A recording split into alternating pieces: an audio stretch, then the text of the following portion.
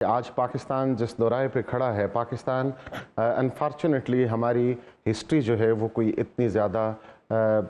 قابل فخر نہیں رہی اس حوالے سے، الیکشنز کے حوالے سے کہ الیکشن میں دھاندلی اور اپوزیشن کا شور، اور پھر اس کے نتیجے میں ہم نے بہت سارے مشکلات فیس کی۔ انفارچونیٹلی 75 سالوں میں اکارڈنگ ٹو دا کانسٹیٹیوشن تو ہماری 15 حکومتیں، 15 اسمبلیوں کو اپنی مدت پوری کرنی چاہیے تھی، چونکہ کانسٹیٹیوشنلی ہمارے ملک میں جو آئینی مدت ہے وہ 5 سال کی ہے۔ لیکن یہ بڑی افسوس کی بات ہے کہ ہمارے ملک میں اس طرح سے سموتھ ٹرانزیشن نہیں ہوتی رہی، سموتھ جو ہے وہ ایک فنکشننگ آف ڈیموکریسی انفارچونیٹلی یہاں نہیں ہو سکا۔ لیکن اس دفعہ جو الیکشنز ہیں، ہم نے دیکھا کہ 2008 میں جو پاکستان میں الیکشن ہوئے، ان الیکشن کے نتیجے میں جو حکومت معرض وجود میں آئی، وہ حکومت تو اپنی آئینی مدت 5 سال کی پوری نہیں کر سکی، لیکن اس پارلیمنٹ نے اپنی مدت پوری کی اور 2013 میں گیون ٹائم کے اوپر الیکشنز ہوئے۔ ان الیکشن کے نتیجے میں بھی ہم نے دیکھا کہ حکومت تو اپنی ٹرم پوری نہیں کر سکی، میاں نواز شریف کی حکومت جو ہے وہ 2017 میں ختم ہوئی اور ایک نئی حکومت آئی، لیکن پارلیمنٹ نے اپنی مدت پوری کی۔ اور اب یہ ہم تیسری دفعہ دیکھنے جا رہے ہیں کہ اس میں جو ہماری انکمبنٹ گورنمنٹ ہے اور انکمبنٹ پارلیمنٹ ہے، یہ پارلیمنٹ بھی اپنی آئینی مدت تقریباً پوری کرنے جا رہی ہے۔ اس میں کم و بیش 1 مہینہ رہتا ہے، اگرچہ اس میں بہت اتار چڑھاؤ آئے ہیں 2018 سے لے کر 2023 تک، اور ہم نے دیکھا کہ for the first time in the constitutional history of Pakistan ایک حکومت جو ہے وہ ووٹ آف نو کانفیڈنس کے نتیجے میں گھر بھیجی گئی، اور اپوزیشن نے مل کر اور کچھ وہی پولیٹیکل پارٹیز جو الائڈ تھیں پریویس گورنمنٹ میں، ان کے ساتھ مل کر ایک حکومت بنائی۔ لیکن پھر ہم نے دیکھا کہ پی ٹی آئی کے چیئرمین نے ایک ایسی انوملی کریٹ کی اس ملک میں کہ وہ بائی ہک اور کروک اپنے پولیٹیکل مفادات حاصل کرنا چاہتے تھے۔ انہوں نے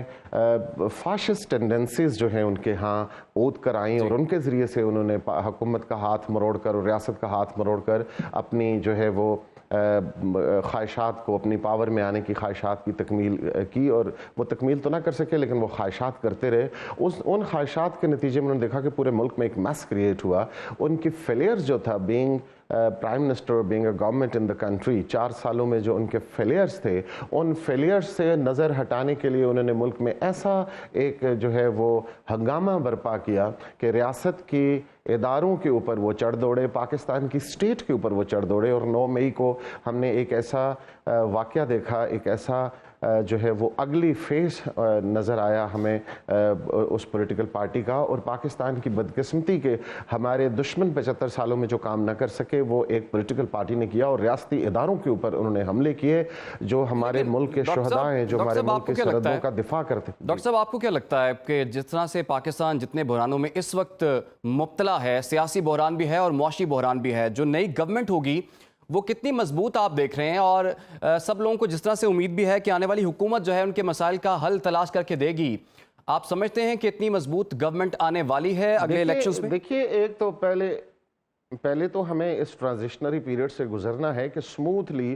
جو پارلیمنٹ اپنی مدت کی، آئینی مدت کی تکمیل کرے، اور اکارڈنگ ٹو دا کانسٹیٹیوشن ایک کیئر ٹیکر گورنمنٹ آئے جو آئین کی 18ویں ترمیم کے اندر جو طریقہ کار درج ہے اس کے مطابق، اور وہ ایک فیئر، فری اور ٹرانسپیرنٹ الیکشنز کرائے۔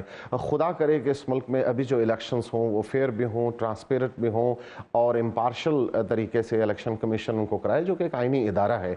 اگر وہ الیکشن فیئر، فری اور ٹرانسپیرنٹ ہوتے ہیں، اور دنیا ان کو فری، فیئر، ٹرانسپیرنٹ مانتی ہے، اور وہ سموتھ فنکشننگ آف ڈیموکریسی ہوتی ہے، تو میرا یہ خیال ہے کہ اس کے علاوہ ہمارے پاس اور کوئی راستہ نہیں ہے کہ ایک مضبوط گورنمنٹ آئے، اور وہ گورنمنٹ ہی پاکستان کے عوام کی مینڈیٹ کو سپیک کرے، اور اس مینڈیٹ کے کانفیڈنس کے اوپر ڈیسیژن لے، اور وہی ڈیسیژن ہمارے ملک کی اکانومی کو اور ہمارے ملک کے اس پولیٹیکل ٹرمائل کو ختم کر سکتا ہے۔ ٹھیک ہو گیا۔